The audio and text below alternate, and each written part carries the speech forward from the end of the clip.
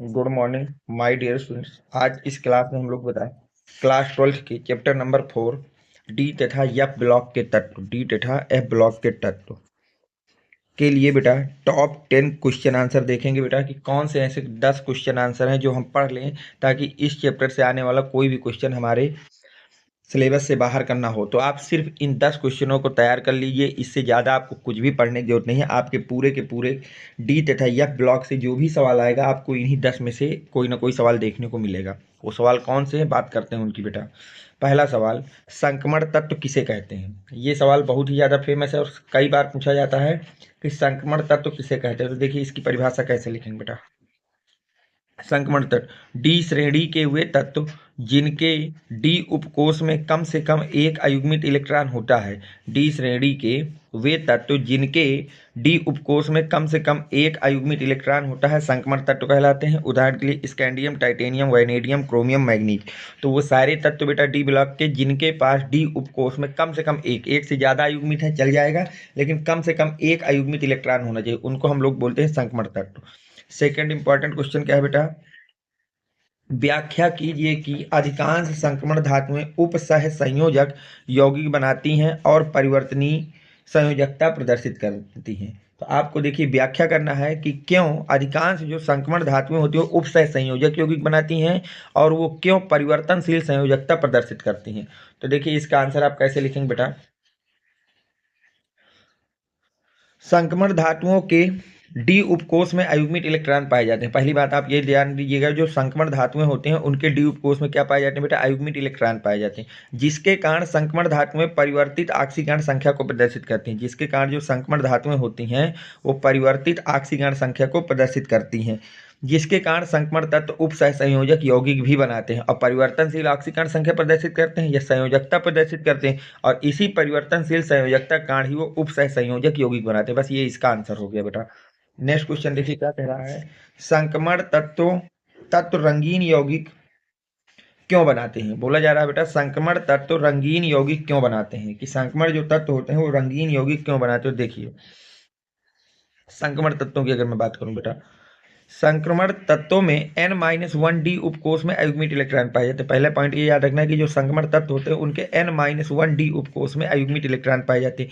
ये अयुग्मित इलेक्ट्रॉन दृश्य प्रकाश की ऊर्जा को अवशोषित करके उच्च ऊर्जा वाली डी कक्षक में चले जाते हैं। और ये जो अयुग्मित इलेक्ट्रॉन होते हैं बेटा ये दृश्य प्रकाश की ऊर्जा को अवशोषित कर लेते हैं। दृश्य प्रकाश की ऊर्जा को क्या कर लेते हैं बेटा, अवशोषित कर लेते हैं, और उसको अवशोषित करके उच्च ऊर्जा वाली डी कक्षक में चले जाते हैं और उनका डीडी संक्रमण हो जाता है, जिसके कारण उनका बेटा क्या हो जाता है, डीडी संक्रमण हो जाता है, जिसके फलस्वरूप परावर्तित प्रकाश सफेद न होकर रंगीन हो जाता है। जिसके डीडी संक्रमण के कारण ही जो परावर्तित प्रकाश होता है वो सफेद न होकर कैसा हो जाता है बेटा, रंगीन हो जाता है।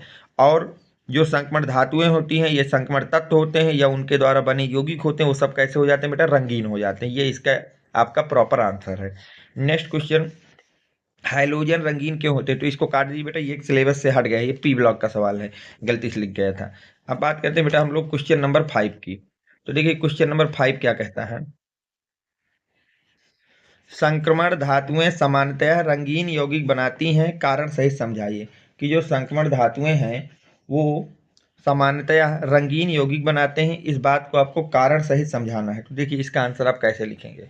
अब देखिए अगर हम बात करें बेटा कि संक्रमण धातुएं जो होती हैं, संक्रमण धातुएं सामान्यतः रंगीन यौगिक प्रदर्शित करती हैं, कारण सहित लिखना है। तो देखिए संक्रमण तत्वों के N-1D उपकोष में अयुग्मित इलेक्ट्रॉन पाए जाते हैं। जो संक्रमण तत्व होते हैं उनके N-1D उपकोष में क्या पाए जाते हैं बेटा, अयुग्मित इलेक्ट्रॉन पाए जाते हैं। ये अयुग्मित इलेक्ट्रॉन दृश्य प्रकाश की ऊर्जा को अवशोषित करके उच्च ऊर्जा वाली डी कक्षक में चले जाते हैं। और ये जो अयुग्मित इलेक्ट्रॉन होते हैं बेटा वो दृश्य प्रकाश की ऊर्जा को अवशोषित करके उच्च ऊर्जा वाली डी कक्षक में चले जाते हैं और उनका डीडी संक्रमण हो जाता है। ये उसका कारण हो गया कि वो रंगीन क्यों होते हैं, डीडी संक्रमण के कारण, जिसके फलस्वरूप परावर्तित प्रकाश सफेद न होकर रंगीन होता है, जिसके कारण जो संक्रमण धातुएं रंगीन यौगिक बनाती हैं, संक्रमण धातुएं रंगीन होती हैं। ये इसका आपका प्रॉपर आंसर हो गया।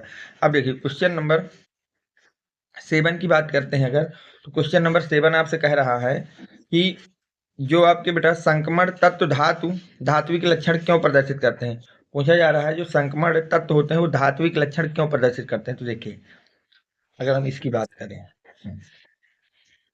तो संक्रमण तत्व धात्विक लक्षण प्रदर्शित करते हैं क्योंकि उनकी आयनन ऊर्जाएं निम्न होती हैं, बहुत कम होती हैं। संक्रमण तत्व धात्विक लक्षण इसलिए प्रदर्शित करते हैं क्योंकि उनकी आयनन ऊर्जा का मान बहुत कम होता है या निम्न होता है, तथा उसके बाह्यतम कोष के अनेक डी कक्षक, अनेक रिक्त डी कक्षक भी उपस्थित है, तथा उसके पास बाह्यतम कोष में बहुत सारे डी कक्षक उपस्थित होते हैं जो रिक्त होते हैं बेटा। यही कारण है कि संक्रमण तत्व धात्विक लक्षण को प्रदर्शित करते हैं, और यही कारण है कि जो संक्रमण तत्व होते हैं वो क्या करते हैं बेटा, धात्विक लक्षण को प्रदर्शित करते हैं। नेक्स्ट क्वेश्चन बेटा, क्वेश्चन नंबर 7 की अगर हम बात करें तो क्वेश्चन नंबर 7 आपसे कह रहा है बेटा,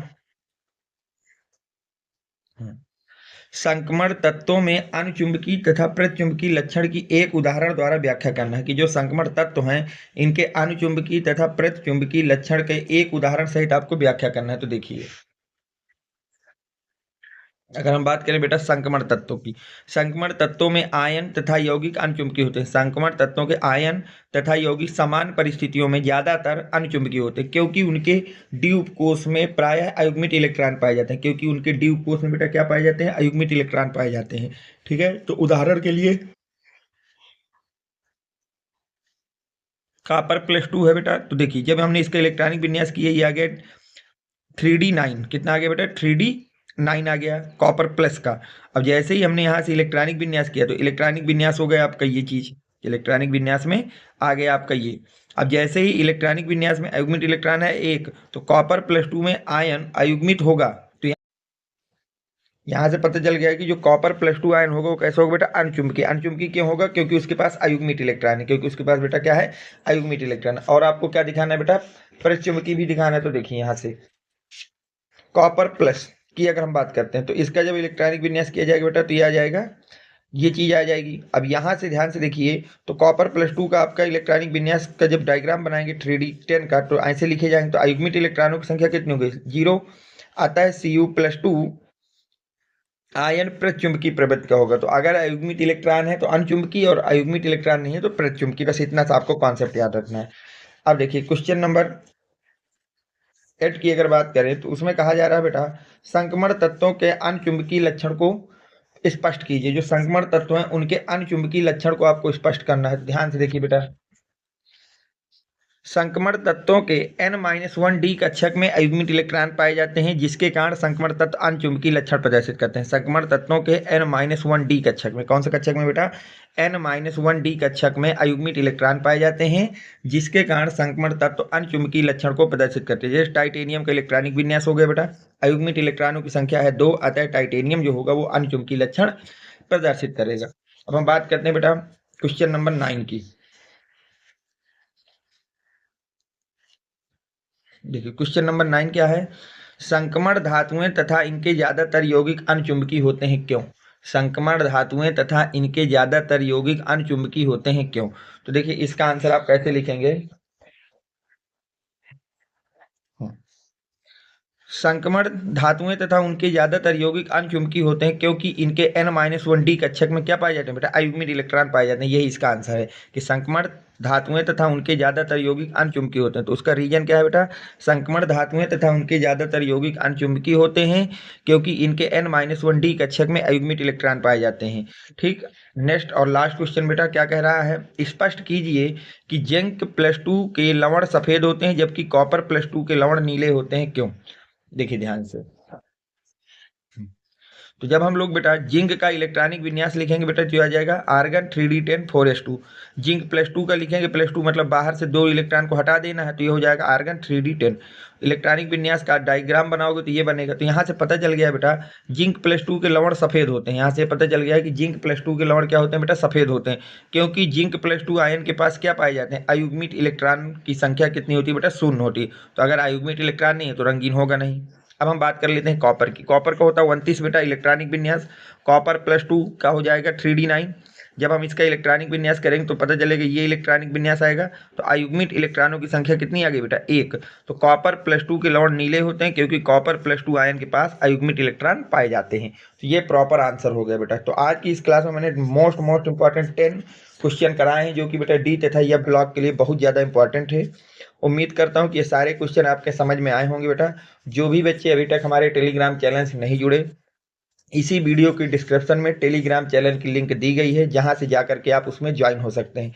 अगर वीडियो आपको पसंद आया हो तो वीडियो को लाइक करें, चैनल को सब्सक्राइब करें। Thanks for watching. Next video coming soon.